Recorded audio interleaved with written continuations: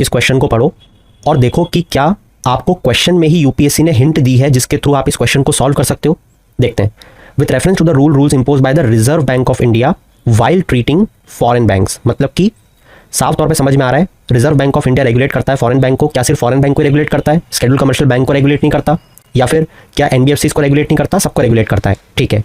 But specifically यहाँ पे foreign banks के बारे में आपसे कुछ क्वेश्चन पूछा जाएगा। पहला, there is no minimum capital requirement, कोई भी मिनिमम कैपिटल रिक्वायरमेंट नहीं है for wholly owned banking subsidiaries in India.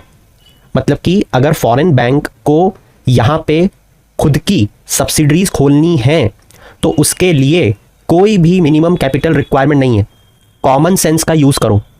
क्या कोई भी मिनिमम कैपिटल रिक्वायरमेंट के बिना हमारी reserve Bank of India foreign banks को खोलने देगी क्या? अरे उसको छोड़ो, अगर यहाँ शेड्यूल कमर्शियल बैंक होता, अगर यहाँ एनबीएफसी होती, ये चीज सबके लिए सही होती, या मैं कहूँ ये सबके लिए गलत होती। क्यों? क्योंकि यहाँ पे नो लिखा गया है।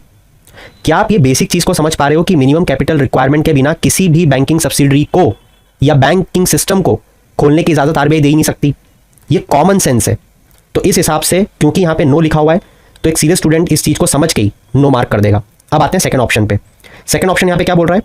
For Holi own banking subsidiaries in India at least 50% of the board members should be Indian nationals. देखो कॉमन सेंस लगाओ। क्या फॉरेन बैंक को छुट्टे सांड जैसा छोड़ देगी क्या आरबीआई कि जो इच्छा हो वो करो? नहीं।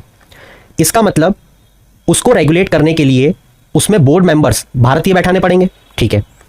मगर अब क्या वो 50% ही है, ये मुझे कैसे पता चलेगा? Common sense. अब देखो यहां पे जो एलिमिनेशन टेक्निक सिखाई जाती है वो कैसे गलत हो जाती है। आप लोगों ने बहुत बार सुना होगा कि जब भी कोई फिगर दिखे, कोई भी परसेंटेज दिखे 50-20, उसको गलत कर दो। उस बिहाफ पे आप ये गलत कर देते। कॉमन सेंस हमेशा जिंदा रहता है, ये फर्जी एलिमिनेशन टेक्निक मर जाती है। अब देखो यहां पे अगर बोर्ड मेंबर 50% से कम होंगे, कॉमन सेंस लगाओ, तो उसमें तो जो रेगुलेशन है वो आरबीआई का चलेगा ही नहीं, क्योंकि अगर अपने डिसीजन देने हैं तो भारतीय लोगों को बैठाना ही पड़ेगा ना। तो भारतीय लोगों को 50% से ज्यादा ही बैठाओगे तभी तो डिसीजन मेकिंग में हस्तक्षेप रहेगा। तो यहां पे एटलीस्ट 50%, 51% तो बोर्ड मेंबर होना ही चाहिए इंडियन नेशनल। सोचो तो क्या ये कोई ऐसा फिगर है जो बिल्कुल अल्तुबा दिख रहा है? जवाब है नहीं। तो इस कारण से ये वाला ऑप्शन सही होगा। The whole point in discussing this particular question आपको समझाना कि अगर इकोनॉमी की बेसिक समझ भी आप रखते हो ना तो कई क्वेश्चन तो ऐसे ही सॉल्व हो जाएंगे। तो चलो आप सब इस क्वेश्चन का करेक्ट आंसर नीचे चैट सेक्शन में बताओ और आपने क्या सीखा वो भी बताओ।